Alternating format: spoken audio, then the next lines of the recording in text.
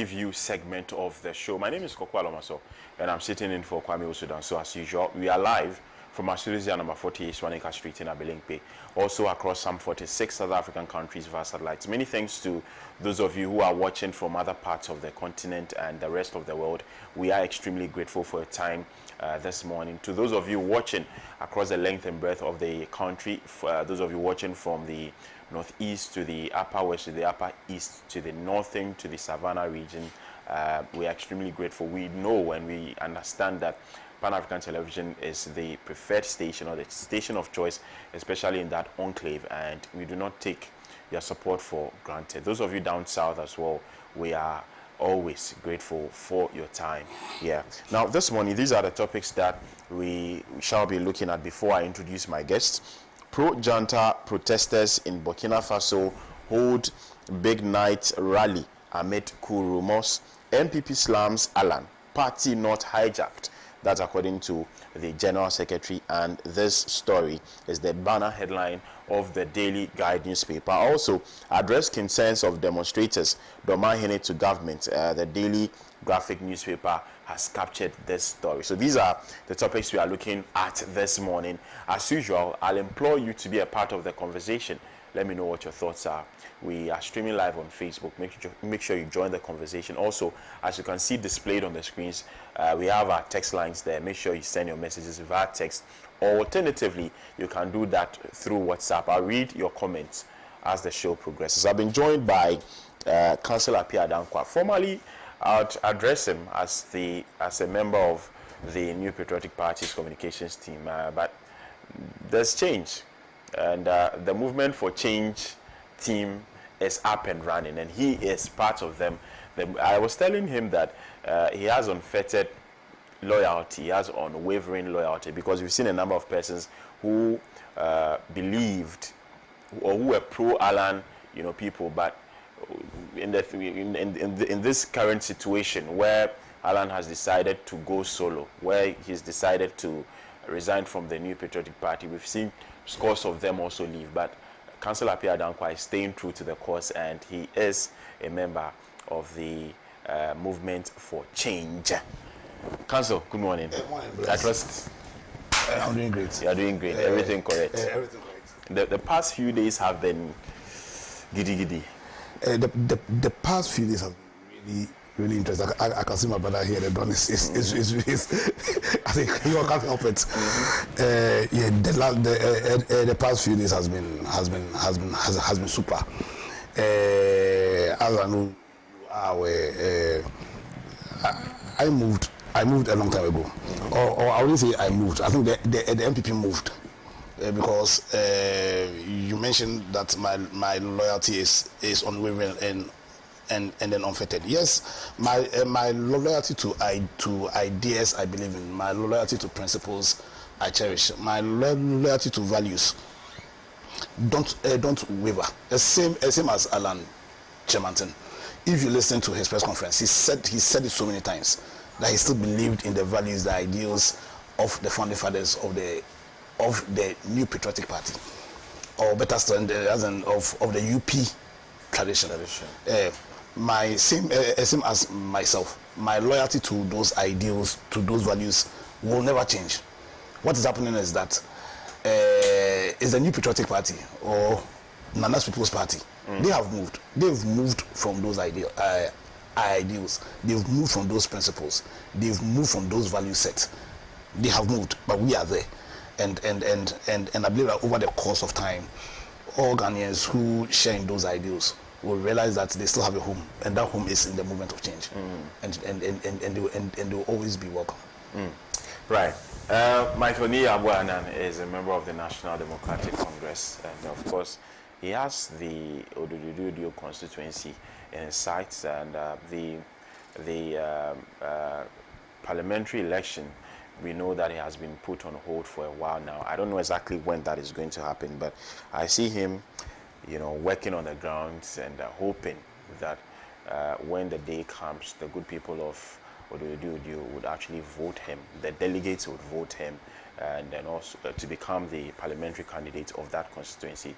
And also, hopefully in 2024, he would be on the ballot paper of the National Democratic Congress come December 7, and also hope that the good people of Ododudu would once again do right by voting him to become their Member of Parliament. Don, good morning. Good morning. I trust you're okay. We are surviving. And how are things going so far? This morning I overheard you, trying to put 1 2 1 2 in place and all of that. Well, it's going well. For now, we've stopped all activities of politicking internally, just for the sole reason of getting the registration done with. And so that is what we are concentrating on for now. But I think pretty much soon it's going to happen. And like you said, victory is on our side. No worries. Right. So let's get into our conversation for this morning. You know that as typical of Pan-African television, we start our morning conversations with an African story. We are heading up north to Burkina Faso. The story says pro-junta protesters in Burkina Faso hold big night rally amid coup rumors. Pro-junta protesters in Burkina Faso hold big night rally amid coup rumors. There's hundreds of people poured into the streets of the Burkinabe capital Ouagadougou on Tuesday evening, with reports stating that they were engaged in a pro-junta march. The march comes in a wake of rumors that the Colonel Ibrahim Traore-led junta was facing an internal coup, even though some media outlets claim the coup was organized by some insiders in the junta. It says we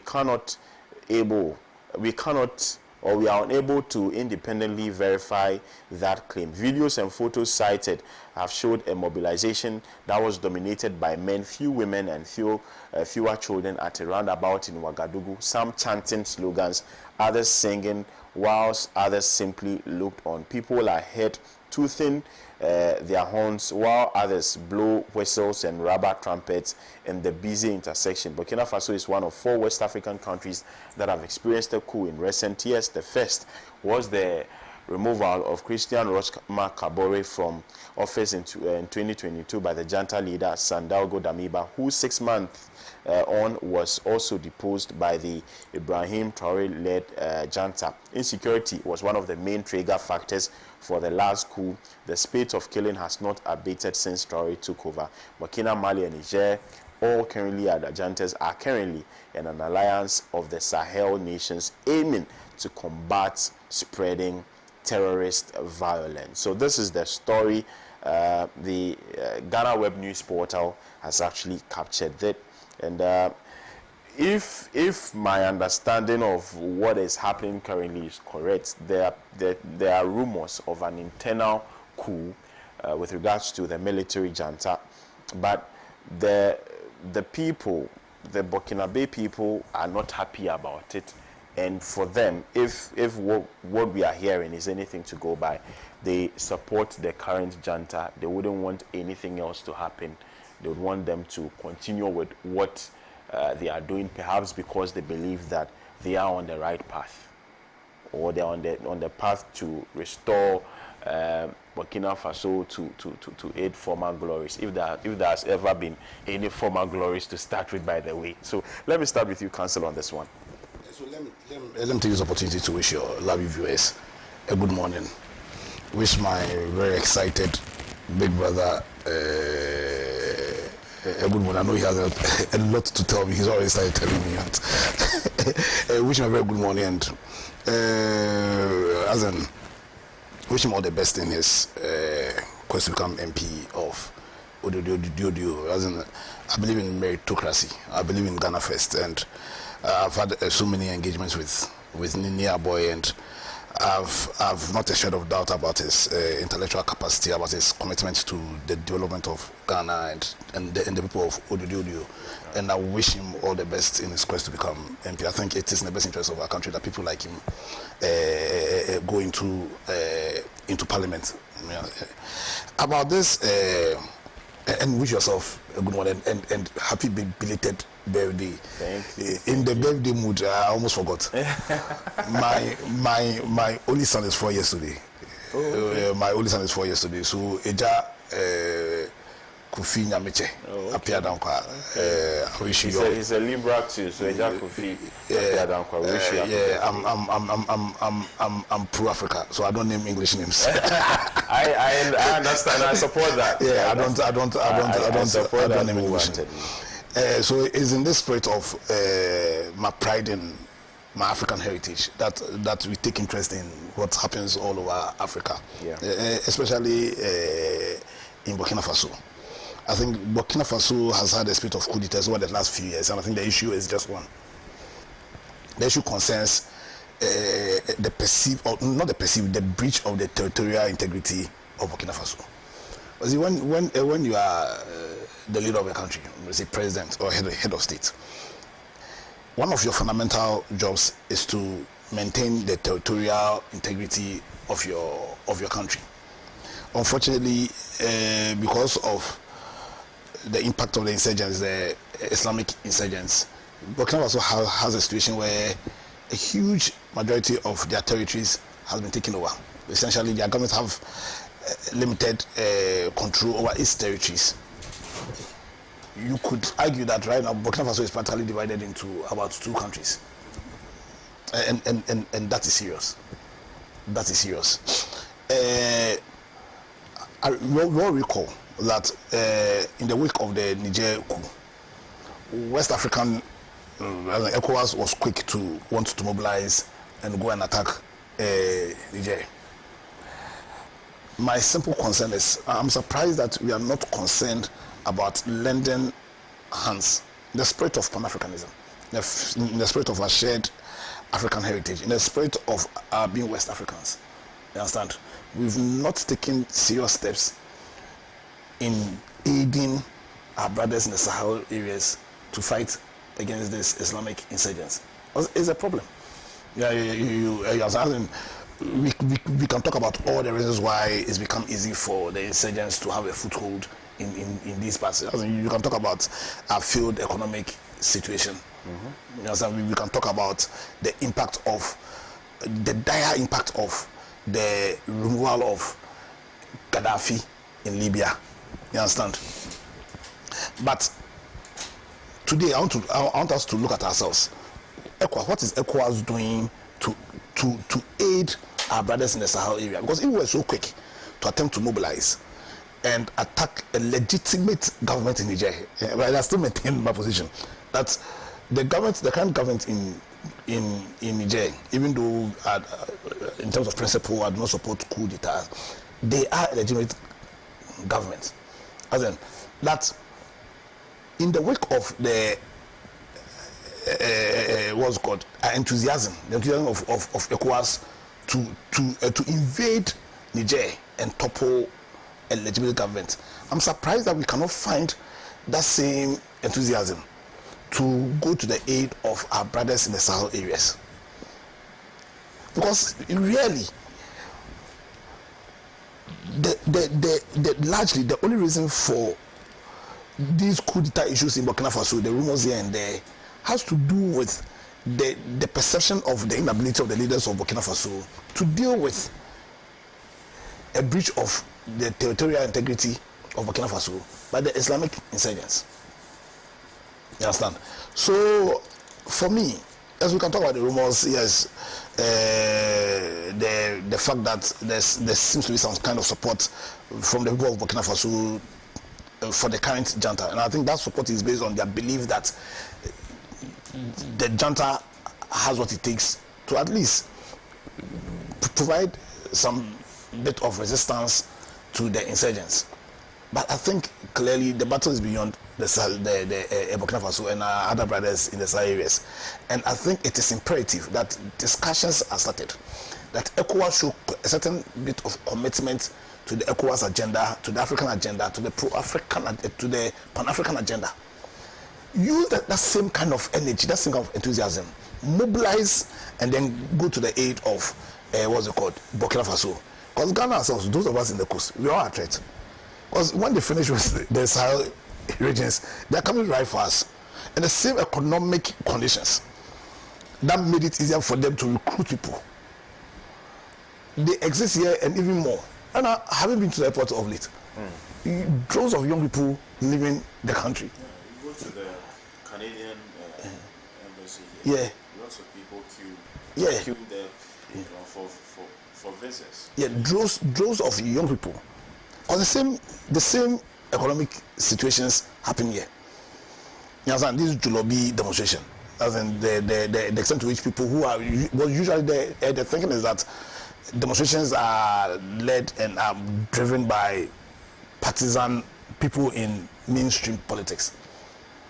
But if there's one thing that is becoming increasingly clear, is the enthusiasm shown by people who otherwise would have been too interested in these partisan politics, wanting to join in these kinds of demonstrations, because the problems that led to the Jolobi demonstrations, the issues that has caused the insurgents in the Sahelian regions to manage to recruit young people to join in this insurgents agenda, they are very much rife in Ghana.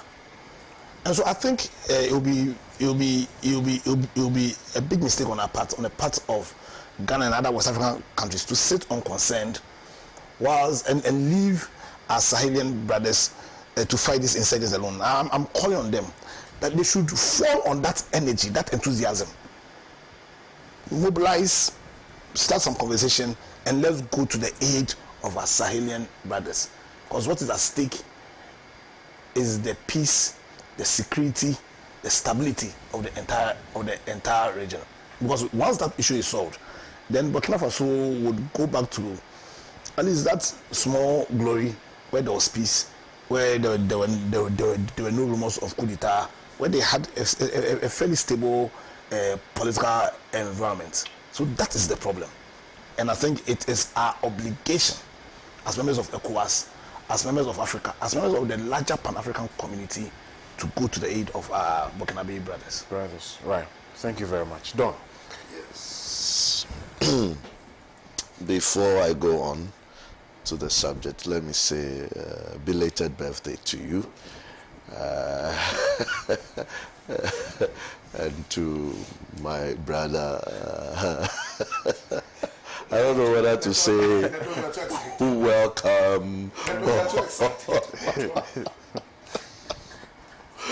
Well, and to the people of Udududiodo, I greet them, but especially for one man who has been a father, a friend, a spiritual pillar behind me.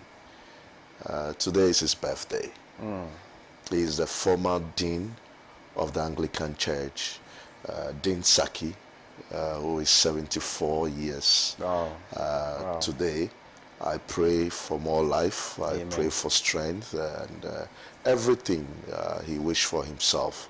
And I hope he's happy for this new age and the age to come. Well, to go on this issue of the junta, look, first and foremost, there is no timelines with a coup leader. There are no timelines for these military takeovers. There are no timelines. The only appropriate means to actually get them to leave office is through another coup d'etat. And that is why sometimes I am not so keen on these coup d'etats. Because, I mean, when it starts, we wouldn't know when it gets to end or stop. So, yes, it is legitimate. But it seems clearly that this current junta has huge support with the people, and that is what matters. The issues we deal with every day, it's about the people. And the refreshing thing I have seen is for the people of the country, the youth of the country, to say that we don't want this particular person out of power, although it is a military government, which we all understand that it has to take another military coup to oust them. So when that happened, it's not a big deal for me. But what is a big deal, which we must all look at and we must all learn from, is the fact that the people supports this particular junta and they want to have them in power. It means that they are doing something right. When you have these demonstrations and protests against our governments and they feel that you hate them, you don't like them, it is the opposition, and we find all sort of excuses. Burkina and the people of Burkina Faso have shown the way. Now look, if you do the right things, when given the opportunity to lead a nation, your people will protect and support you throughout your tenure in office. And for me, I will not want to say much about it because we are having similar issues, we have similar challenges. Our challenges compared to that of Burkina Faso, I don't think Burkina Faso even got to this stage for them to have the coup d'etat and all that. Here we are having challenges with the police anytime people want to protest. This is under a junta. This is under a military coup. And the people can take to the streets. Did they go for permit from the police of Burkina Faso? Or they went for a permit from the junta? These are the things we need to learn from. Because look, for me, I don't think there will ever be a coup d'etat in Ghana. But if there will be anything, and we, God forbid, it shouldn't happen. It is not going to be a coup d'etat. Probably, it might be a civil war, which we will all not want. And that is why we need to protect the sanctity of our democracy. The way it has been thrown to the dogs under this government is just appalling. And I'm not surprised. My brother, I told him that party is dead and gone. I told him that party is way dead and gone. The party no longer has principles. There is no ideology guiding this political party. You saw that earlier. I saw that way back in 2017. And they called me names. Today I'm happy that they are flocking in. The only thing is that, you see, where you are going is not sustainable. Take the right decision. Take the right decision, and we should be bold in taking such decisions. And, well, for the first time, I can congratulate Alan for taking a decision you can feel it is coming from him. He is one person who I think listens to too many people and is not able to do what his feelings, his third mind kind of tells him. You know, we all have the conscious and the subconscious mind, and sometimes we should listen to what the subconscious mind says to us, and not only that of the conscious, because the conscious mind will tell you a whole host of stuff. You must believe a whole lot, but the subconscious will tell you, take this move. And sometimes when you trust in your subconscious mind, you take such moves. I will congratulate him. He has been a man for once to say that I'm moving on, to call them out and say that they are this. You know, for me, I thought he should have done this long time ago. He did it some way, somehow. He reversed it, came back. He was lured into following him around like a shepherd and the ship around campaigning and all that. And I kept saying that you don't know those you are trusting. And when I took my decision, some of them who are today flocking in said all sorts of things, but little did I know that I would be the opener for all of them. And congratulations anyway to them. Right, thank you very much. You two can share your thoughts with us.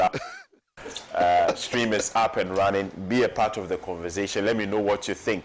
Our next topic for conversation is a very interesting one. And I'm sure my discussants here are looking forward to it. It has got to do with yesterday's press conference by the New Patriotic Party. And the NPP, since Alan Kyerematen decided that he would not want to have anything to do with them, I don't know whether there's a future decision which he would take by saying that he's going back to the party. But as of now, he's no longer a member of the party. He's going solo. The movement for change is out, and he'll be running as an independent candidate in the 2024 general elections. So I think Monday at the Movenpick Ambassadors Hotel, which took place, lots of people watched, by the way. We carried it here at Pan-African Television. Many people watched, and they appear to be in support of his decision. This is a man who feels hard done by with regards to all the happenings in the NPP over the last, especially over the last few months. We saw bits of that in the Super Delegates Conference back in August. In November, he's weighed his options and said that if I go into this contest in November, I'm sure that what happened in August could replicate itself, even on a larger scale. The issues of electoral violence, especially in the Northeast region and other parts of the country, gave him so much information.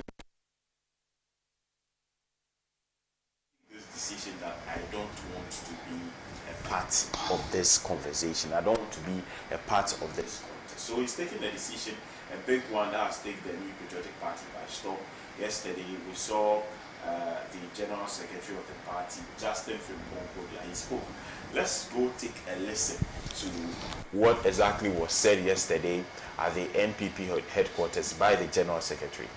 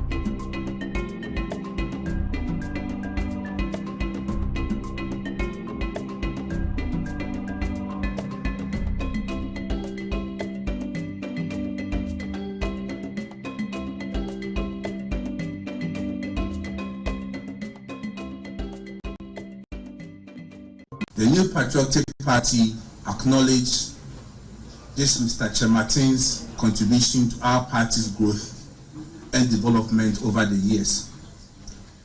We respect his decision and extend our gratitude for the services rendered to the NPP and Mother Ghana. Since 1992, several party faithfuls have had the vision to lead the party and subsequently to lead the country. But sadly, as nature has its own course, only a few have had the opportunity to achieve that vision. Party faithfuls who never had the opportunity to lead never resigned from the party, but continued to serve, some until they were called to eternity. And this reminds us of personalities such as Professor Dubois, Dr. Selby, Dr. Safodu, Dr. Addison, Mr. Kodia, J.H. Mensah, and the rest. Just as many faithfuls who had no vision to lead the party, but served the party in various capacities and never tasted power, but died holding on to the banner of our great party. The NPP has always been a dynamic and resilient political party, and this moment serves as an opportunity for us to demonstrate our unity, fortitude, and unwavering commitment to the principles upon which our party was founded. As the party strives to win the 2024 general election and make a monumental record, we urge party faithfuls to reaffirm their dedication towards this common goal. Right, so there you have the General Secretary of the New Patriotic Party, Justin Frimpong Kodia, addressing MPP party faithfuls on the resignation of Mr. John Allan Kwadwo Kyerematen, his decision to leave the New Patriotic Party. He cut quite, should I say, a solemn figure. Looking at him, the General Secretary of the party, he feels hurt by the decision of the former Trades and Industry Minister to leave the party, but you could see that this is not the person, the usual Justin Frimpong Kodia with the vivacity and the verve that was absent. It looked like a funeral procession, a dirge for me, you know, if you ask me. But the party has also said that it is premeditated. Allan's resignation from the NPP is premeditated, and this is one of the stories that today's edition of the Daily Graphic has captured. It says Allan's resignation premeditated, NPP. They are saying this on the back of the fact that he did not give prior notice or any information to the party's leadership on his decision that, okay, this is my decision, for them to have jawed or spoken about it. So it was a premeditated decision. It was an entrenched position he had already taken, and nobody could have changed his mind. So this is one of the things that was discussed yesterday, or one of the things spoken about yesterday. He also attempted to address certain allegations made by Mr. Allan Kyerematen with regards to the fact that it appears that the leadership of the party have skewed the ongoing contest in favor of one person. According to the General Secretary, everything they are doing is fair, there's no bias, and so again, this is one of the issues that popped up in yesterday's address to the MPP party faithfuls. I don't know if you noticed, but on Monday, was it on Monday or Tuesday? Monday or Tuesday? Yesterday was Tuesday. So I think on Monday, one of the things that was trending on Twitter is we are MPP. And then shortly after, I think that was a response to that trend, that we are MPP. Something else was trending. I can't say it on TV. It's so vile, I can't say it on TV. But it was in response to that. That goes to show the sort of angst and the discontent that people have towards the party, especially with regards to what is going on. The We Are MPP trend was supposedly, it tried to say or tell people that despite what is going on, we will not waver. We are still strong. But then that came the response. I can't say it. It was also we are something else. Instead of the we are NPP, we need something. I can't say it on TV. You understand? So I want to find out from you everything that has transpired. Did you see this coming a long time ago for somebody who has been in the Allan camp? Is there a decision that was taken a long time ago, or you would say genuinely happenings of recent times have informed this decision? Okay, so let me take this opportunity to congratulate Alan John Kojo Kyerematen. You understand? In fact, what he did on Monday has shown to me that Alan realizes that the battle ahead even is far outweighs himself. The one Alan, what Alan is fighting for, what we are all fighting for, is bigger and larger than any one of us. And for Alan to have taken that bold step to break away from the party, for Alan to have justified it as an end, for he to have done a good job at justifying the need for it, tells me that this is a man who believes in principle and is loyal to principles, values, and ideals. Yeah, I understand. And the response of the party confirms my long-held view that this is a party that has lost its soul, a party that has lost its spirit, a party that's departed from the formed in the first place. And bless, I think was it last week I was there with the Don, and over the past 1 month, it was as if, and see, I was saying a lot of things about the party becoming Machiavellian and all, and it was not based on any meditation. You understand? So for some of us, we've known a long time ago that the party that in 2000 we almost died for. The party died in 2000. My roommate's dead body was almost brought back to Kumasi. Because we went to Lamusi. I think when I said this, also recounted his experience at Oda. You understand? The reason why most people were still in the party, even though clearly the party had departed from its core ideals, was because of Alan Kyerematen. Because we felt that we still had somebody in the party who still represented the values and ideals of the party, and who could rally us to restore the party back to its real ideals. So what we felt or we believe we were doing was to rouse back to life a party that was practically dead. Because if your soul is gone, if your spirit is gone, then you are dead. You understand? So there was that belief, there was that faith. I've had discussions with the Don, not even on air. The Don had tried to tell, listen, you cannot justify why you are still there because they've moved from their principles. And I've told him that I believe that we can rouse the party back to life. The Don said he can confirm. But that belief was because we felt that a stalwart like Alan Kyerematen, who has not moved from the core values and principles of the New Patriotic Party, because he was still there. And because he was at that time still willing and believed that the party could be salvaged. Therefore, as we had a strong man to rally around to try and salvage the party. Now, you ask whether or not his reasons are immediate. And the answer is a big no. His reasons, and he himself said it, they started from 2007.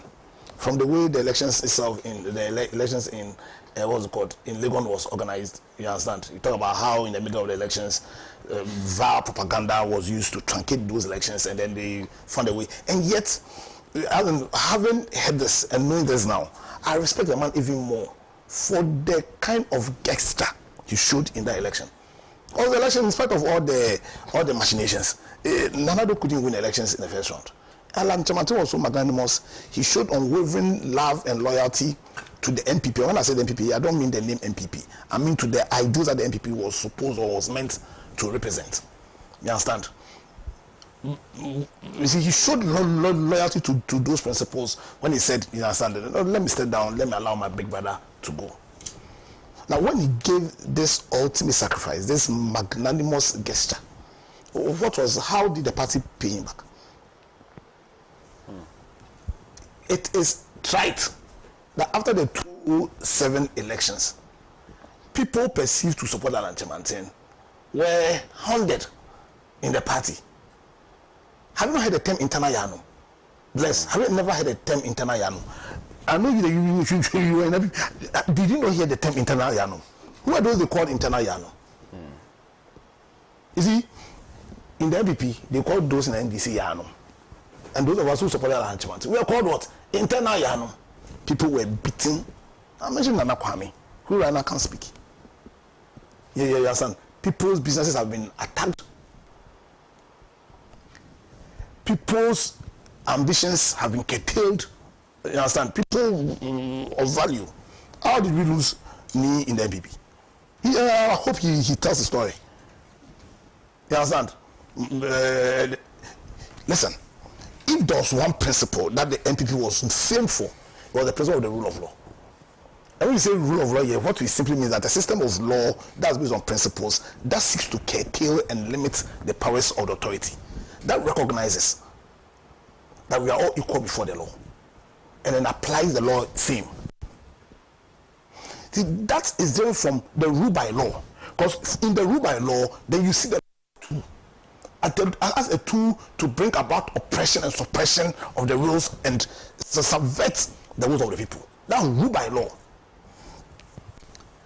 Last time I said NPP have become Machiavellian, but I can also say, without a shadow of doubt, nor any equivocation, that the NPP under Nana Ado's watch has become a party that is being governed by the rule by law, not by rule of law.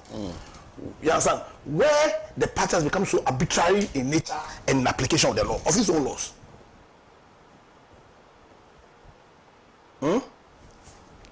That the essence of the laws in NPP is to cause oppression. Can you speak about in NPP? We read the constitution, we believe in freedom of what's it called? Freedom of thoughts, of thinking. Are you free to think? Are you free to question the authority of Nana Akufo-Addo? In 2014, we saw the coup d'etat that happened to Afuku, Kwabena Agyapong, and to Sammy Crab. That coup d'etat. Can you justify it? That coup d'etat started when Addo felt that he could not work with them. So they had to find a way of removing them. You get a picture. So when we say the party has been hijacked, it's not, you see, they are behaving as ostriches. They themselves, if what's it called, my brother JFK, if my brother JFK, my younger brother Nabi was my junior at Water Primary School. If they're going to be honest and they won't behave as ostriches, are they going to say that they are independent in their managing of the party? You understand? The point is after 2007, after Ronaldo lost the elections and matters that happened thereafter, for that the direction he had to take the party, that will ensure his continuous hold of the party. Also to change the party from a party that respected laws, that was being governed by the rule of law, a party that believed in the values of the liberal democracy, values that borders on the belief in tolerance, in consent of those, in gaining the consent of those you are going to govern. Change it into a party that was very Machiavellian in nature. Very Machiavellian in nature. That felt that the end would justify the means. So far as you get that end, and now it was power. And it did not matter how those ends were gotten. Because in 2010, when we took an exercise that is born out of intellectualism, that is an amendment of the constitution. People were beaten. 2010, people were beaten. Understand? If you put a spotlight on the history of the New Patriotic Party, the first time there was any form of acrimony in our internal election process was in 1998, when Kufuor was contesting in Nana Addo, and that acrimony was escalated to a different level in 2007. And since then, we have had instances where right now we have invisible forces in the party.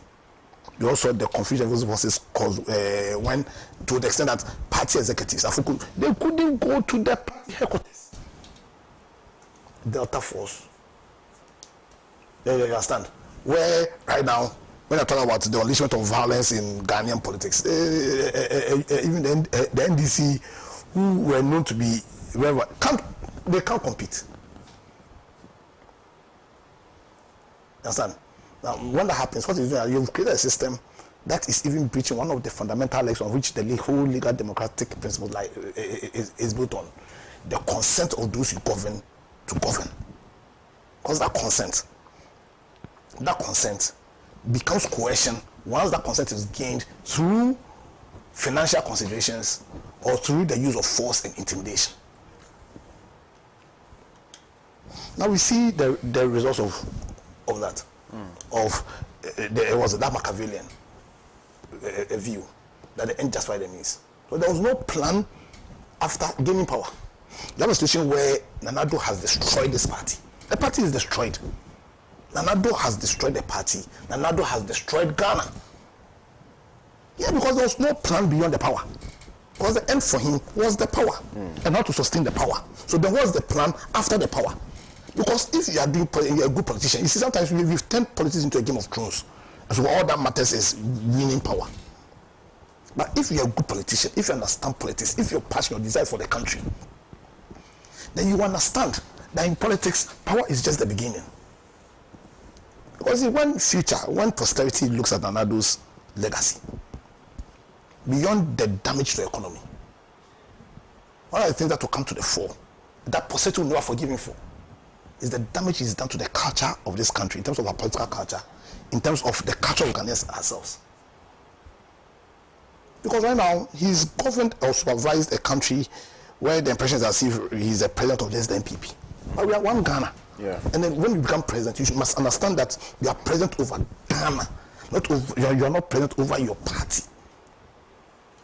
You understand his politics, and so yes, it'll be some. But your consideration and your focus and the basis for the decisions you make should be what is in the best interest of Ghana. And it's still there. You will look at the Galamsey, the damage to our environment, the damage in the confidence of young Ghanaians in the ability to achieve their aims and objectives in life within Ghana is gone. What is the tolerance level? He's created a Ghana where every issue is seen in the eyes of MPP or NDC. You understand? You talk about the tribalism, tribal considerations. Because it's the first time I'm seeing an election where the considerations are primarily tribal. That is his legacy. And it is a correction of those evil meted out on Ghana, for which the movement for change has been formed. Because we need to build a new Ghana. We need to make Ghanaians understand that the only reason why political parties were forged was to build Ghana, and that no consideration should be one's loyalty to the party supersede the Ghana. I've heard that this was the supremacy of the party. Who told the party is supreme? The supremacy of the party. Who told him that the party is supreme? You see, when I hear those things, I'm convinced that right now what we are practicing in this country is kakistocracy, and not democracy. That we are being governed by the least. When I say least, not in terms of, but the least in terms of intellect, in terms of integrity. That's the kind of society Nana Addo has created. Because where did that thinking come from? That the party is supreme. Now, I've been listening to me, the party is and will never be supreme. What is supreme is the law. What is supreme is the law. What is supreme are the principles that govern those laws. What is supreme is a commitment to creating a system where we limit the powers of the executive so that our freedoms, our rights are guaranteed. That is supreme. The party, and immediately the party departs from its commitment to building a country, then we don't have a party. Then there's no need to be loyal to what party? The reason why we were loyal to parties is because we believe that the parties were going to build the Ghana that we cannot be proud of. A Ghana that we cannot believe that our individual dreams and ambitions can be met. Immediately you lose focus, immediately you lose that commitment. Then we have an obligation as Ghanaians to resist that party, to resist that movement, because then you've lost it. We are in Ghana because the parties have been weakened, because the institution, they've even weakened the media, the Fourth Estate. And so where the president of Ghana boldly, in fact, when the president of Ghana has the cockroach audacity to tell Ghanaians that I don't have what it takes to solve the problems of this country, I don't have it. And he can tell us that the person who comes after me will solve. Then what? You have about 17 months to go. Then what business do you have in occupying that seat? And nobody is calling him out. The party itself is not calling him out. Because when you take the party's constitution, the party has certain objectives. And all the objectives are geared towards building the Ghana that the party believes will be the best community, political community, where the individual aspirations of Ghanaians can be met. So when the president that you sponsored is telling you, first of all, what the president is delivering policies that are variance to the objectives of the party. When the president tells you that he cannot solve your problems, and when the party sits down, 2 journalists are not talking, 3 Ghanaians are working unconcerned. As much as it is a failure of all of us, the biggest failure is on the president himself, because he's created a system, a political culture which does not allow for us to openly disagree, which has not given us the confidence to demand for accountability. Because that's one of the functions of the state. One of the core functions of the state is to create that political culture, because it is necessary that we have that culture, that political culture, that allows for us to disagree, that allows for us to have debate, constructive debates based on ideas, that builds Ghanaians who have the courage, the confidence to demand from those who govern them to account. That probes. Immediately you, the state, you fail to build that kind of Ghana, then you've weakened the institutions of state. Right now we have a Ghana where in the police force, we have NPP police and NDC police is a failure of Nana Addo. We have a Ghana where on the eve of a renewal of the mandate of government, the military can walk into parliament. To do what? Under your watch. You understand? So Nana Addo has hijacked the party in an attempt ultimately to hijack the country. Also for him, he sees, I'm saying, it's like rule by law. So he sees the law one as a tool. He sees the party as a tool to advance his personal parochial interests.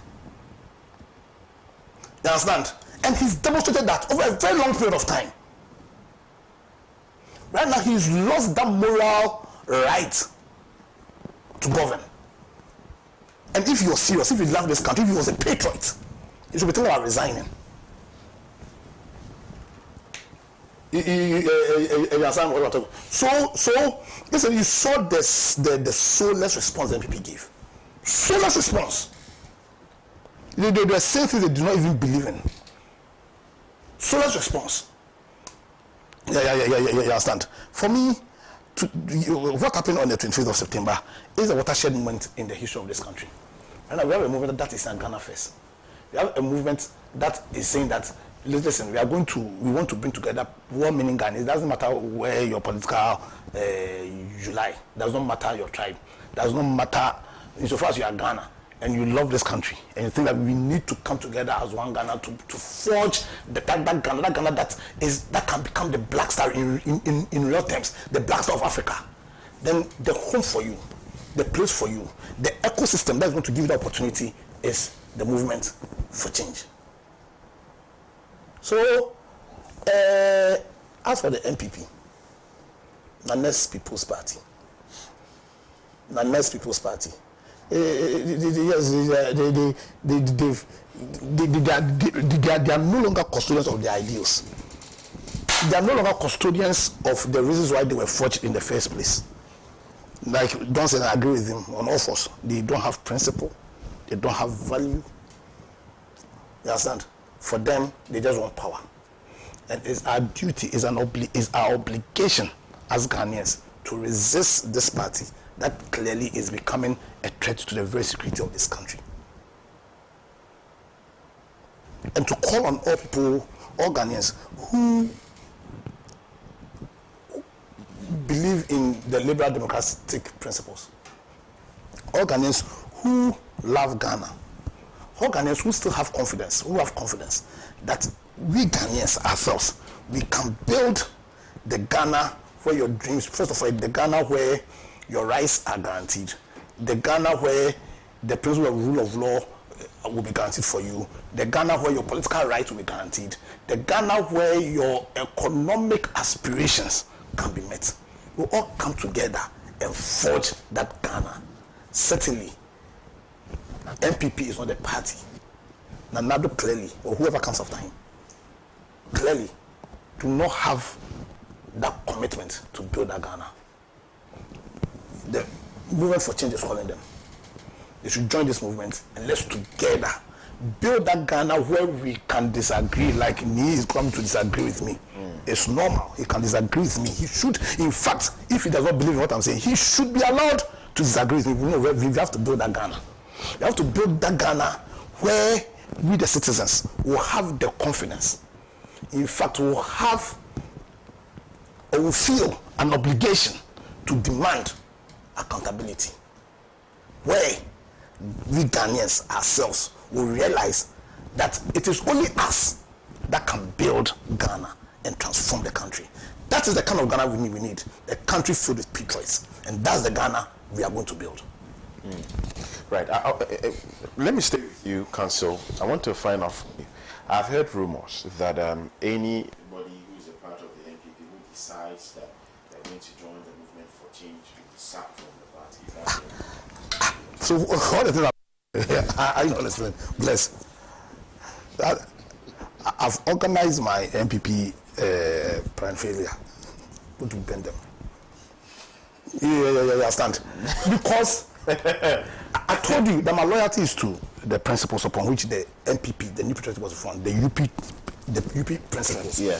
When Alan was making his speech, he said more than 10 times that he still believes in those values. See, what is happening is that Alan has not moved from those values. I have not moved from those values. There are scores, millions of people who have not moved from those values. Now, Next People's Party have moved from those values. Right. They are no longer custodians of those values. You understand? So who are they sacking? We are sacking them. We are sacking them. So this is, they shouldn't, and it is this arrogance of power that will cause Nana Addo to say that's the supremacy of the party. And he's a lawyer. How can the party be supreme? How can you run a system where the party is supreme? He's a lawyer. And he ought to understand that in any political entity, what is supreme is the law. And if they've lost commitment to the rule of law, an evidence of which was clearly shown in how Boachi Dako's matter was handled. What's called? Council has become some arbitrary body that uses the law as a tool.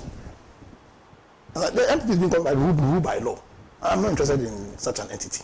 You understand? So it's not sometimes when you die, sometimes you move small. Not the dead body, sometimes they move. So it's like a dead body moving small. Listen, people who are believers and who are committed to the core values upon which the NLM was formed. UP held those same values. PP held those values. PFP held those values. The New Patriotic Party held those values. We are still committed to those values. I'm saying that Next People's Party, they've departed, they've moved sharply from those values. So we are sacking them. So who are they to say that they'll sack anybody? They've lost that moral right to be talking that way. Right. Thank you very much, Council Appiah Danquah is a member of the Movement for Change. He shared his thoughts with us on the press statement or the press conference that the leadership of the party they issued yesterday at the party's headquarters. Let me turn my attention to you, Don. But before I do that, I want to remind you again that you are live on Facebook, and of course, you can send in your messages. I'll read them as the show progresses. Don. I think my brother had said everything. I can attest to the fact that Nana Addo came to power as a bitter person, very bitter person. In fact, I have had an encounter with him, and he made some pronouncement at his Ridge office. And from that day, I knew this was a very bitter, unforgiving person. And I think for him, his presidency, he feels he's taking a revenge on everybody who probably in the past might have stood his way. Well, this is their party. What can we say? He has come to tell us what is happening there. Mine is history. Yours is fresh. But I would say something. I don't want to speak to my story now. I don't want to. Today is for Alan and all that. But I quite remember, I think somewhere, if not 2015, 2016, in the same office I mentioned, and we were contemplating on how to go about the sharing of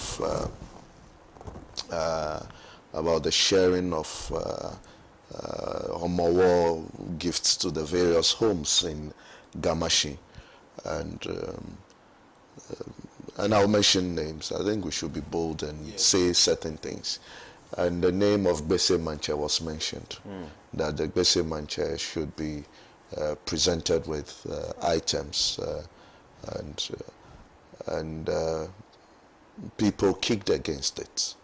I happen to have said that, well, the Gbese Manche deserve to be visited and be honored and all that.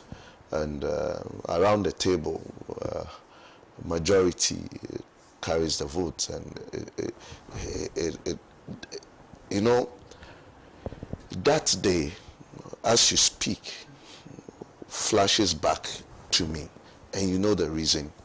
The reason is that people so unreasonable took over the MPP, and they had their way. And that is the culture, that is the mindset they came into government with. Very bitter.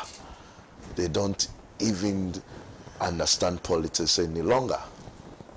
I'm sorry for my own friend, Nana Boachi, who was the former chairman of Tema West.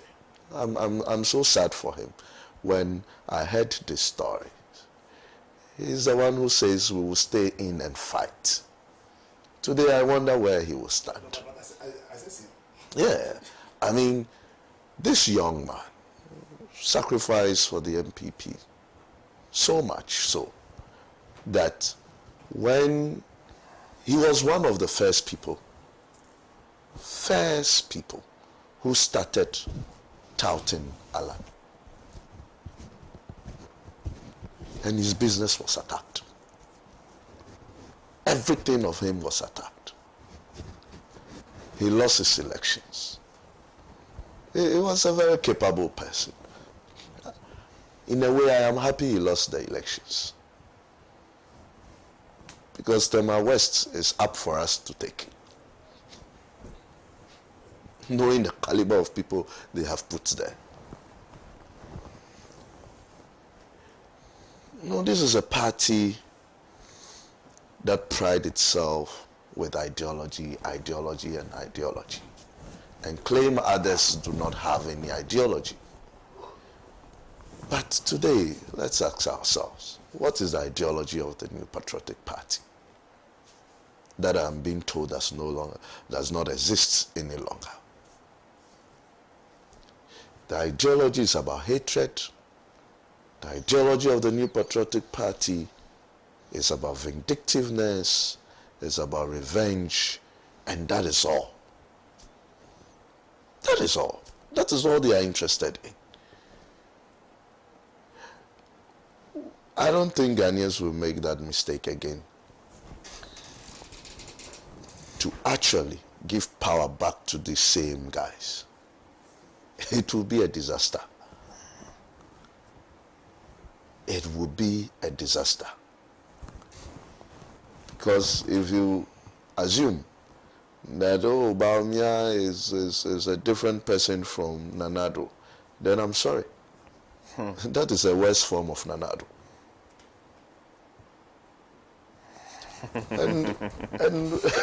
and for us, we can only wish them well.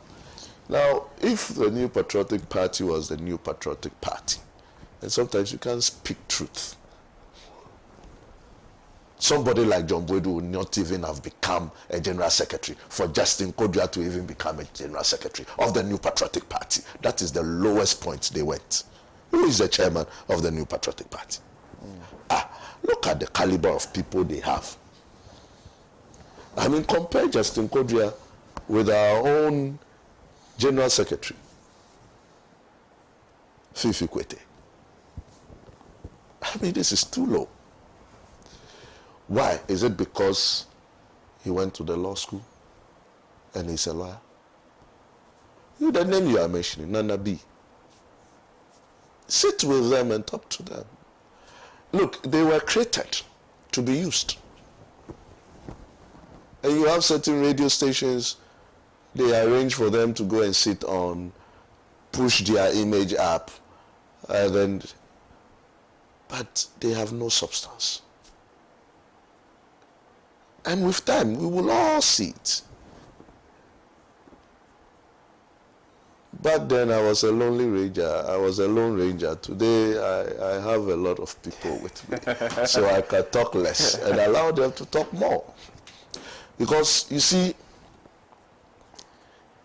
what is happening is so deep that it will take them decades to repair the damage. And I know what I'm talking about. Look, they have not just destroyed it, they have destroyed the foundations of even that political party to the polling station level. I'm telling you that Nana Addo is interested in knowing the organizer or the chairman who doesn't support him in the polling station A in Ododo-Diodo. And you have to be kicked out. In that political party, the delegate register can change a day before voting. And you see, they all couldn't speak against it. For me, I believe that you should not wait for it to affect you directly before you speak against it. I believe that when the cracks started, that was when people should start speaking and standing up for it. When I stood up against those things and I realized that these are not people who will repent or change, I jumped the ship. Look, Bless, I'm telling you, people who were just associated to me as friends were even denied their appointment. That has been assured to them. I have friends who had to walk to me and say, we are still friends, but we can no longer come close to you because we want an appointment from Nana Addo. Today, one of those who distanced himself has become an MC. He has seen an appointment. Hitherto, he was linked with me, and so nothing. That is how wicked the system became in that party. And trust me, they will not be able to correct it even after Nana Addo, because those who have captured it are enjoying what they are doing. And they don't care whether it goes to opposition or not. For them, once they have the party, that is enough for them. With time, they believe they will come back to power again and continue that same agenda. So trust me, they are repented. And they are not going to repent. And my brother, I keep telling him, my brother, and his twin brother Solo, I keep telling them, Master, jump the ship. It will not work. You cannot correct what is going on. I don't know how to hate, because I'm the type I'll tell you my mind and move on. I don't know how to keep grudges and all that. I believe that I should say what I have to say. You can be the, you know, I was brought up in a home, my dad allows me to say anything to him. And if I can say everything to my dad, who are you that I cannot say it to you? To you, yeah. More so is past. So as for you, dear, you are just, I will tell you what I have to tell you. I don't care. I don't care. For me, I am so happy that not too long ago, things I have said and predicted is coming to pass. Yeah. And I think there is more to come, right? There are people in there, all they lack is that verve you spoke about. All they lack is the verve to speak out and say, look, we are standing up against this. And if you are not allowing us, we are checking out. That is all they lack.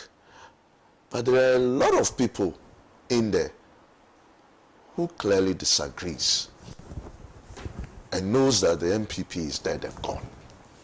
And they say it behind the scenes. They do say it. We will not wish the MPP well. And where I stand, I cannot wish the MPP well. I know that there will come a time when they land themselves in opposition. They will try and go back for all these guys, including the one beside me, my good friend. When they lose elections, that is when they will put their thinking caps on and they will want to restructure the party and bring all these people in, and they will fanfool the alliance again to come back and join them. Watch what I have said today. The MPP only thinks in opposition. They can never think when they are in power. Right.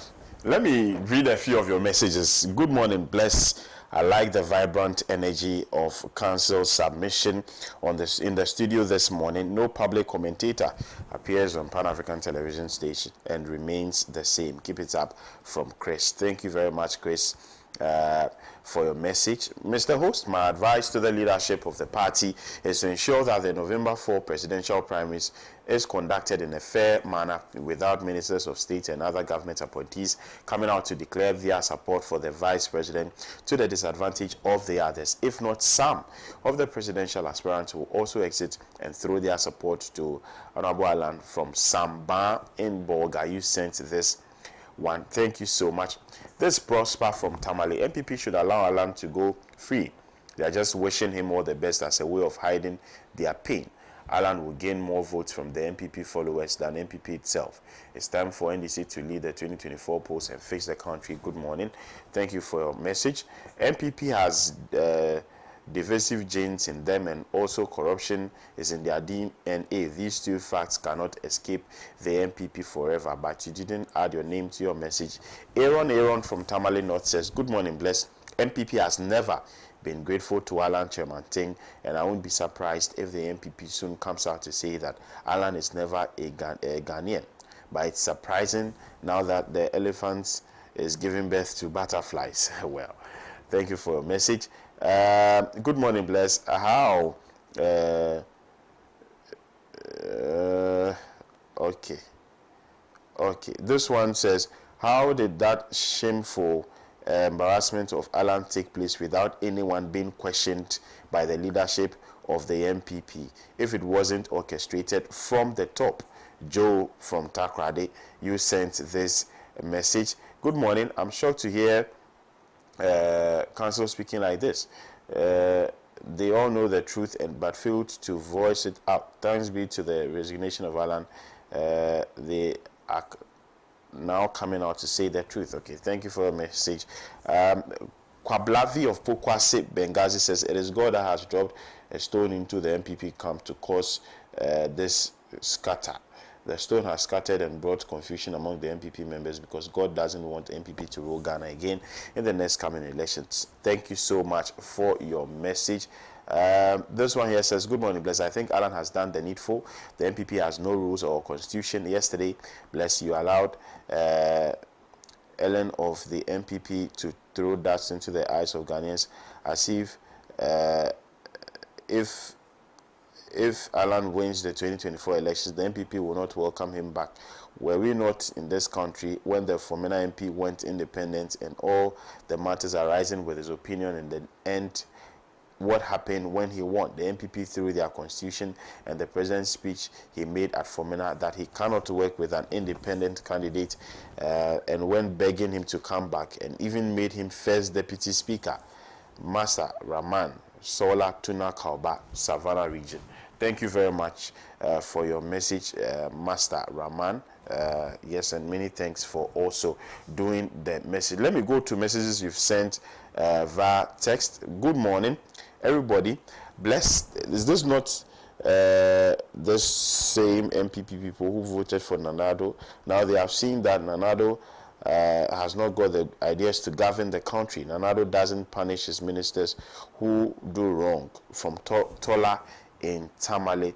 Hi, Bless and panel. It's very obvious that the state of our contemporary Ghana is not more or less than a fable to a community of many varieties of timid, enchanted, and hypnotized people in 2016 and 2020 absently elected a class of awfully cunning and greedy people to govern them for 8 bad years. Regrettably, the class of spiders elected are very greedy, who are looting colossal money from the national coffers, recklessly sharing, and most prodigally enjoy squandering and teasing majority Ghanaian, whilst majority of Ghanaians wallow in abject poverty and virtually die prematurely. Ahmed from Tamale, thank you for your message.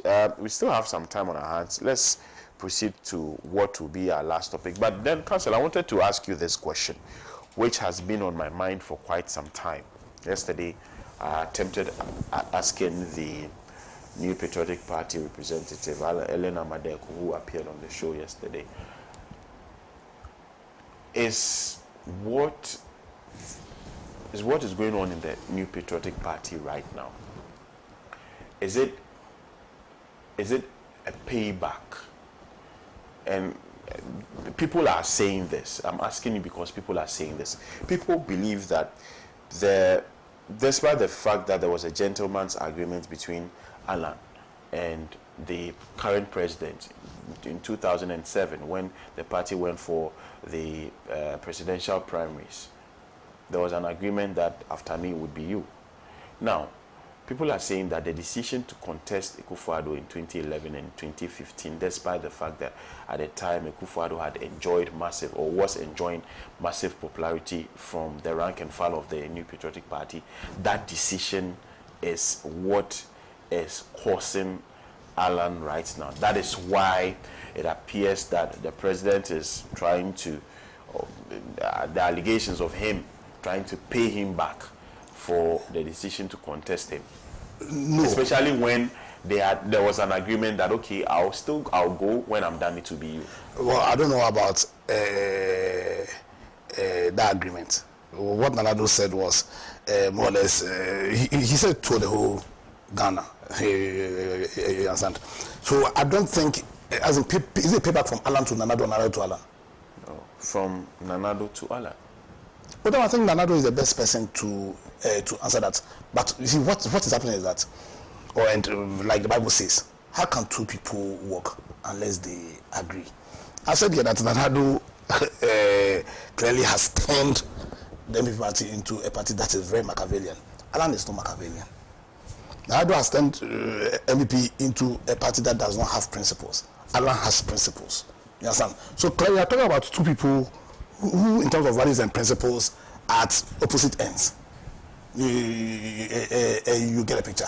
There are two people who, in terms of principle, in terms of values, in terms of their commitment to their country, they are poles apart. They are talking about somebody who loves Ghana to a fault, somebody who believes that Ghana can be transformed, somebody who believes that we should build a Ghana where we create a system where there are jobs, where entrepreneurs are supported and pushed. You understand? We create a Ghana where there's proper economic transformation. We create a Ghana where people's rights and freedoms are guaranteed. We create a Ghana where laws work. You You understand? Where laws work. And somebody who was supervised over one of the biggest anarchies in the history of this country.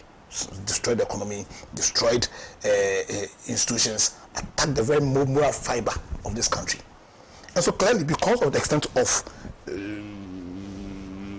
the polarized nature of what they believe in and what their ideals are, clearly I understand why Nana Addo can't support Alan Kyerematen. You get a picture. Yes, if it is a payback, then it is once again a reflection of the value set of the president. They don't hear say that right now. The NPP is a party that is being governed by hatred, by vindictiveness, and payback for what? What wrong has Alan done to Nana Akufo-Addo? And must it even be an issue? Because if you're president and if you recognize that what's at stake is bigger than even you. See, one of my biggest issues with Nana Addo is his over-personalizing of leadership. When you're a leader, you must recognize it's not about you. It is not about you.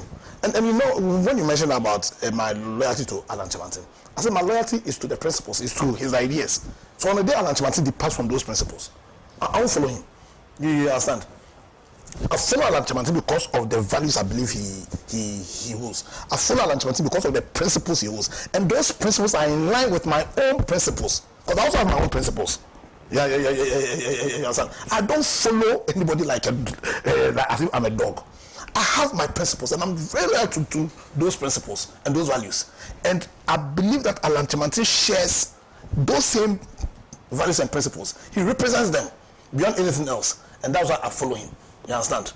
It's the same with the party. And I'm calling on all party people. And I said again, I've read OPK and they're talking about principles. They should do an introspection and then ask themselves, what are the values and principles of the parties right now? And if they do that introspection and they do that reflection, see, they cannot justify. A lot of people cannot justify why they are still in this party. That has become very Machiavellian in nature.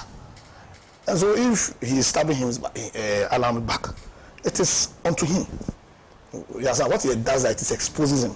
And let me add this. I want to call on the leaders of the party too, the elders, the Hackmans, the Osaf Mafos, Kwamna Battles. You understand? History, posterity will deal with them.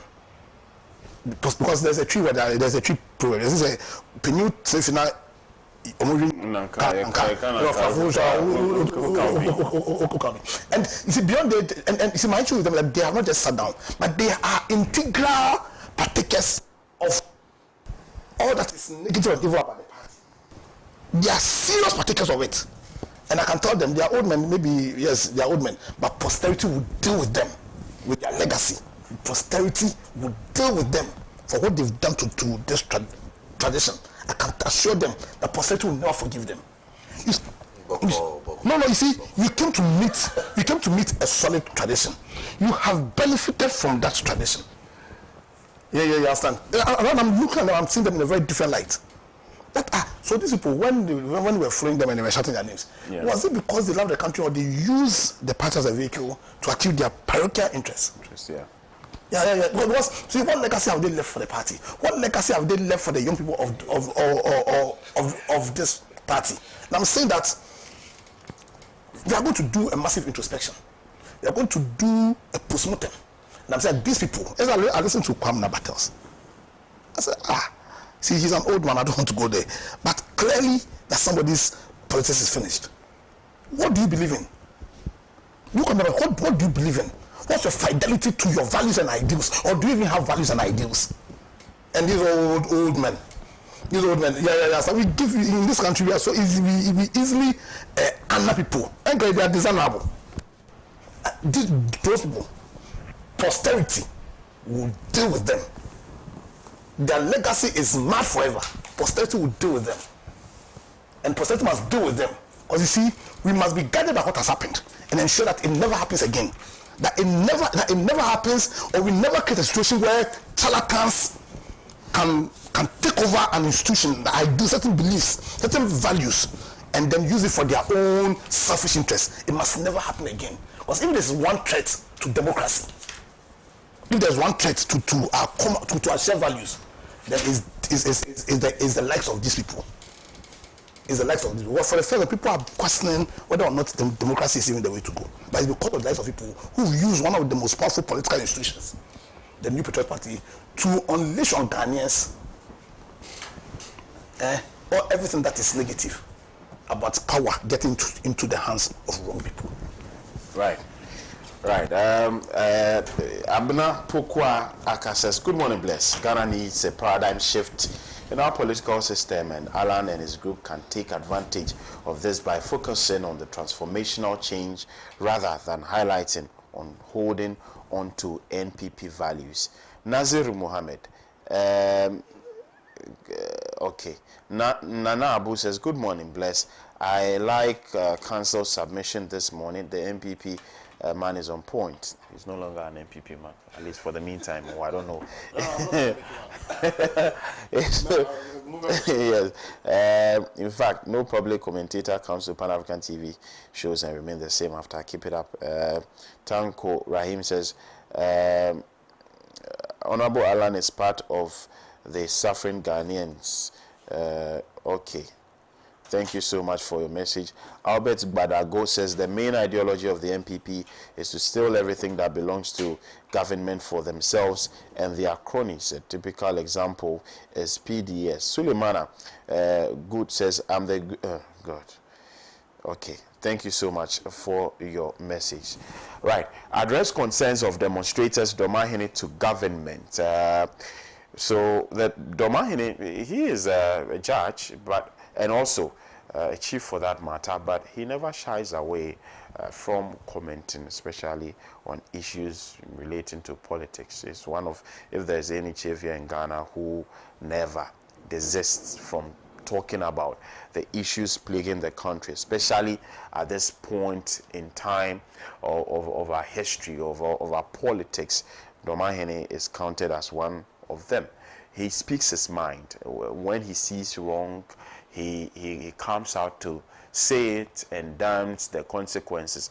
I'm sure the Ghana Legal Council, they've had issues with him over some comments he made recently. Those comments were in relation to, I've forgotten exactly, but he made certain comments. I think with regards to, yes, the Asin North issue, they had issues with him. He's spoken on a number of issues, and like earlier stated, despite being a judge and a chief, he's one person that never shies away from speaking his mind. And also, it's also important to state that the people of Doma like him, and he involves himself in their day-to-day activity. This is a chief you would see actually clearing, involved in communal labor with the people. So he's not just laid back, giving the orders for people to do. He's actually leading by example. He's at the forefront of whatever development that he's seeking for the good people of Doma. Now he's been talking about the recently held demonstration, the Occupy Julobi protest, the Occupy Julobi House protest that took place, I think, on Thursday, Friday, and Saturday. And he says, address concerns of demonstrators. This story is captured on page 16 of the Daily Graphic newspaper. It says the Omahini of the Doma traditional area, Osaji Fosi Adeyo Ajimambedu II, has urged the government to pay critical attention to concerns raised by the Arise Ghana movement demonstrators in Accra. I would like to appeal to the government to listen to the concerns of the demonstrators, who are mainly youth, and find solutions to their demands. I won't go on and on with it. I'll leave it here. But I'm in total support of what the Domahini is saying, because it appears that politicians have seen demonstrations as a normal exercise. Some people, I've heard people in government label it as a health walk. Oh, they just went for a health walk. And they try to water it down or reduce the significance of these demonstrations to a political party that has sponsored it, that is trying to make the ruling government unpopular. Yesterday, no, it was on Monday, I had an NPP representative sitting with me on this platform, questioning the reason why somebody would go to University of Cambridge, a University of Cambridge educated fellow, would come down and reduce himself, according to him, reduce himself to lead a demonstration. The question he asked was that, what is the essence of the intellect that that person went to acquire in Cambridge? And I was stupefied. I was startled for us to think that. So people who organize demonstrations now, people who have gone to school cannot organize demonstrations, or people who involve themselves in demonstrations are just people, like uneducated people. And I took offense, particularly with that statement. It was a banter between myself and him over here. But so. And that is what I'm saying now. It appears that we've reduced the relevance, the significance of demonstrations. Now it's like a normal exercise to government. Oh, they are demonstrating. Oh, so it's just a normal exercise. Your thoughts? So demonstrations are one of us. Our right to demonstrate is guaranteed under our constitution, and I think we should look critically at ways in which the police, through the public orders, that are trying to force fitters on that right to demonstrate. But I think today the issue demands that we look at why they're demonstrating, not on the procedure. Yeah. It's very critical, because I find it very, very disappointing that for over 6 years the government has failed to address the concerns of those who demonstrate, and all of us are concerns. Because they represent every single Ghanaian who wants a better Ghana. It's sad that in Ghana, what usually happens is that when Party A is in power, they seem to suddenly hate demonstrations. When they go into position, then they love demonstrations. It's like in Ghana, there's no principle, there's no love for the country. It's all about love for the party. And that's why Nana will see the supremacy of the party. They serve the party, they don't serve the country. You understand? But once you love the country, they will have one concern. And that concern is creating the right Ghana. The right Ghana where, bless, your goals, your dreams can be, you believe that your dreams can be fulfilled. You understand? A Ghana where, I said once again, that culture that would demand accountability. And there are various forms of demanding that accountability. One of the biggest ways in which you demand accountability is through demonstration. When clearly the people in government are not showing to you, they're not proving to you that they have that commitment to fulfill the purpose for which you give them the power in the first place. Now, unemployment is one of the biggest issues in Ghana right now. Indeed, if you are going to be honest, is a huge national security threat. We talk about the Burkina Faso issue. We talk about the fact that because of the bad economic environment that exists in majority of West African states, and it's easy for bad people to enter and then recruit young people to cause mayhem, like the Islamic insurgents are doing. You understand? Now, one of the major concerns of all young people in this country, of the youth, is lack of employment. Lack of employment. You yourself said there are droves of young people living in this country now, because they do not see any hope in Ghana. That's the number one concern. The point is, I mentioned hope, because hope is when you talk about hope, clearly it's about something that you believe can happen in the future. Now, beyond the government failing to deliver the economy that our dreams can be met, they are even failing to give us hope. You see, I read a mid-year budget. I really wanted your thought on the mid-year budget, 36-page document, and there was just one page that tried to talk about growth. Just one page. And when I read that document, I lost hope. There is no plan whatsoever. And unfortunately, I said it here. As if I was thinking people, me, I speak my mind. So I said it on various platforms. That when I read that document, I lost hope. And you see, in the midst of this lack of hope, there are rumors that in an election I was just going to shortlist people. Some people will get as much as 200,000. There are rumors. And there's nothing that will suggest that those rumors are not true. Yes, and the people will be giving 200,000.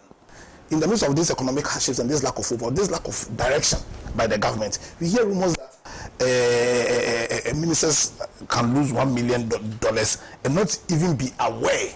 Yes, if me I lose 10 cities, I'll know. If my 10 cities gets missing, I'll know.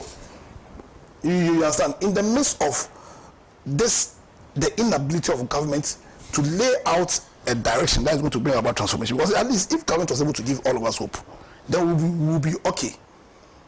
You understand? In the midst of all this, actually, you hear about people close to government damaging our environment through galamsey and all. These are concerns. And instead of sitting and allowing the police to brutalize people for exercising their fundamental right to demonstrate, because they have been, you see, there are concerns. You are not addressing those concerns. You've told Ghanaians that you cannot address those concerns. Instead of that, you are still in office. You do not have that moral fortitude to say that because I don't have the solution to your problems, I'm stepping aside. You are still there, so then why are you there? Because you want to enjoy the largesse of government without doing what you are supposed to do. Yes, in spite of all this, when people decide that, listen, in spite of all this, we believe in democracy. Fortunately, that democracy, our constitutional democracy, has given me a right to demonstrate. In exercise of that culture that should demand accountability.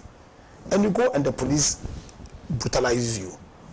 And since that brutality, we've not had any strategy, we've not had any plan, we've not had anything from the government that seems to suggest that there's a commitment at addressing these issues, which are not just the issues of the people who undertook that Julobi exercise, but largely is a concern of every well-meaning Ghanaian.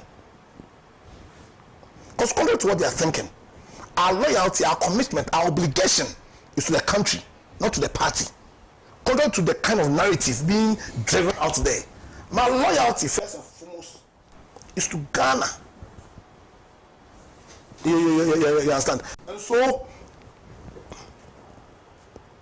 clearly, if government is serious, if this government's commitment is to delivering on the promises of their mandate,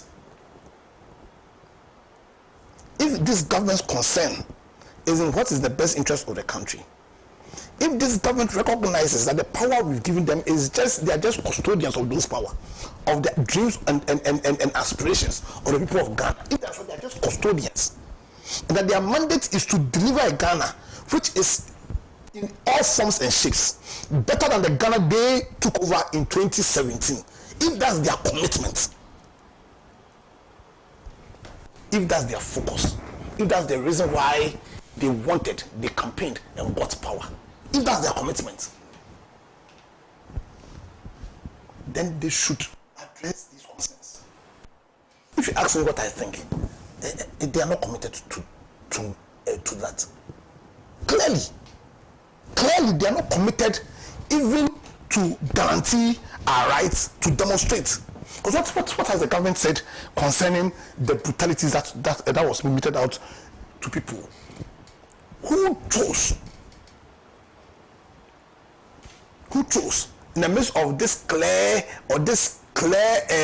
the midst of this evidence, this beyond all reasonable doubt, but government's clear lack of commitment to bring about development, chose to demonstrate. They chose to demonstrate. They chose to demonstrate because they respect and they know that the law is supreme. They chose to demonstrate because they know that no matter what, no matter how much they are pushed to the brink, they'll do everything to protect the integrity of the Constitution of Ghana. And in believing in the rights that this Constitution has granted them, chose to choose the path of the Constitution by demonstrating. Government, you sit down for the police to beat them.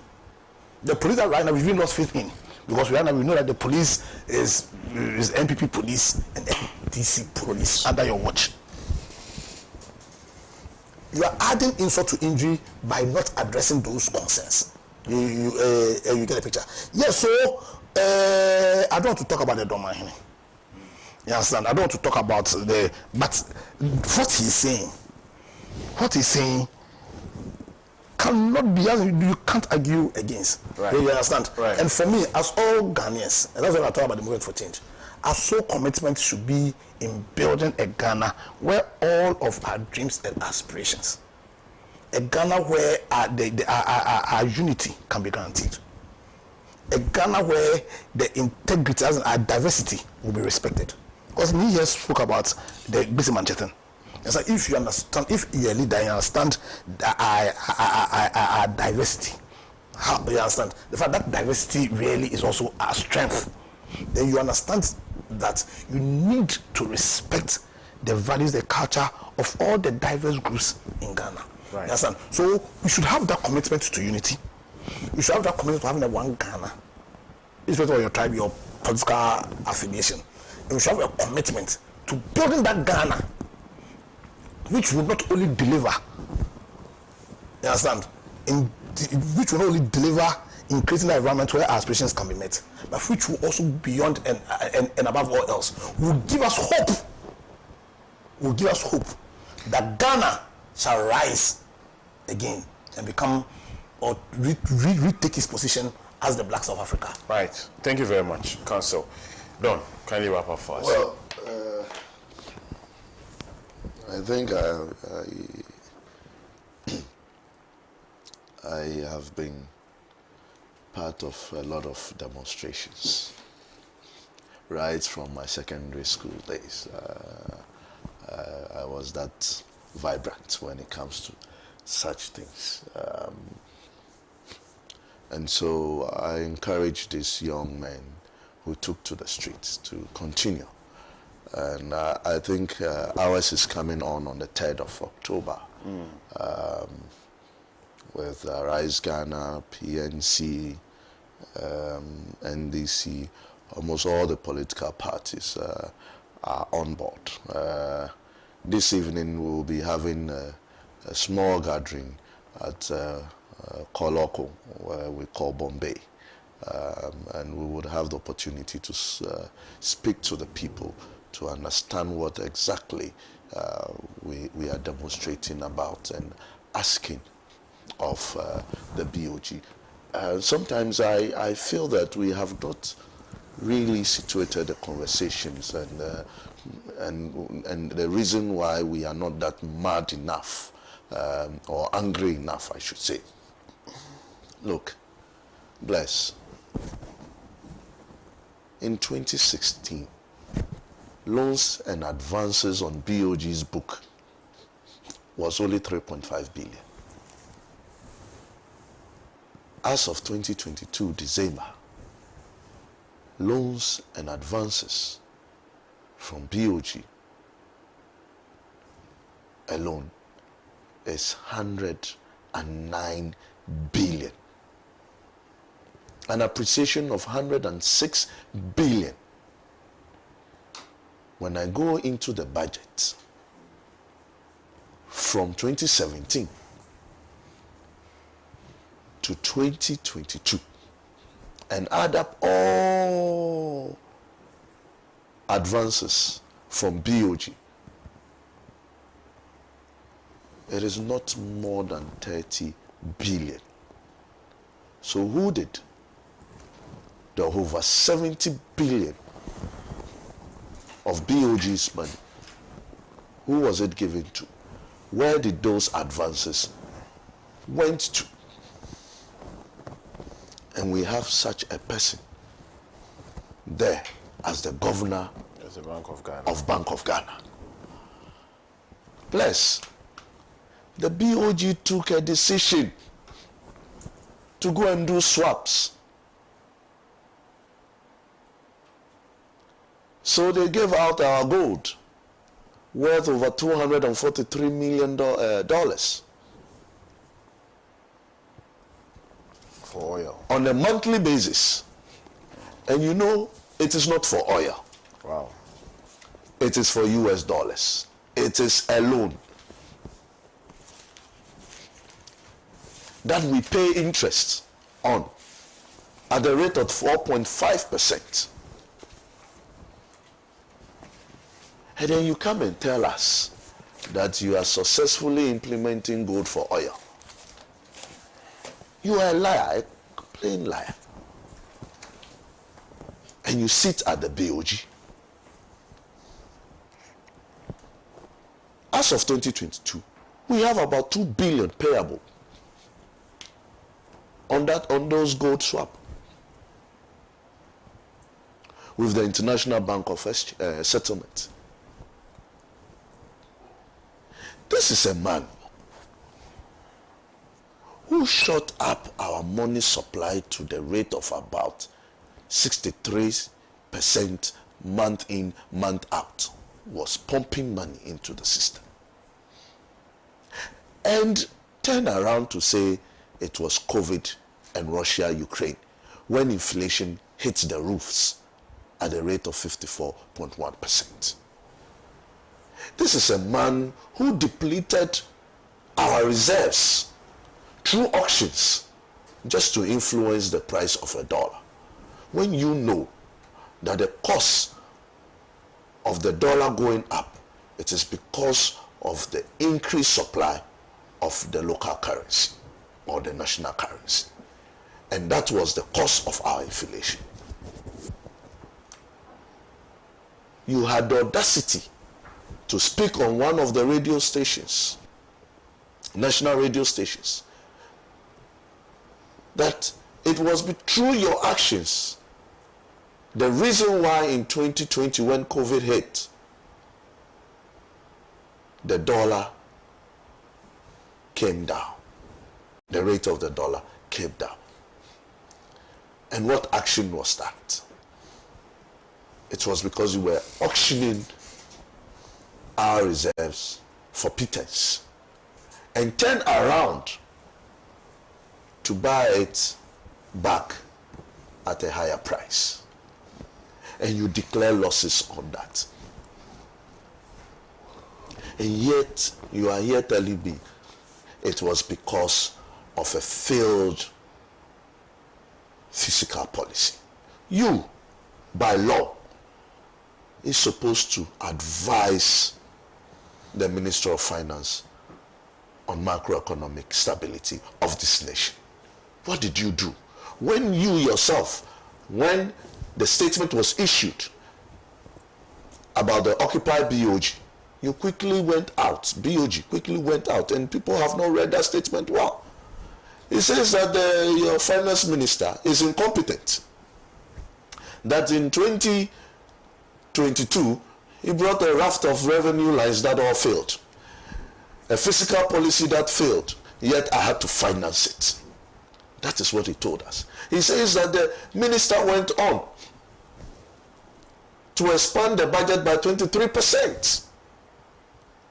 And you as a governor sat there sheepishly and financed the stupidity, and you still sit there.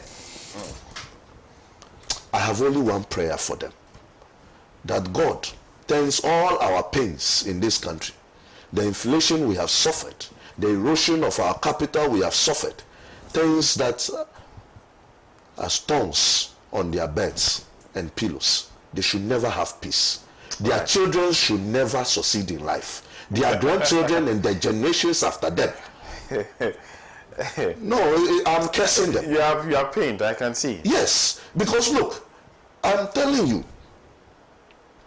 I have, over these few years, seen companies that were either to doing so well, young entrepreneurs collapse just because of these silly decisions taken. And you sit there and you said, oh, because government failed, I have to be there to finance that failure. What is your use? Right.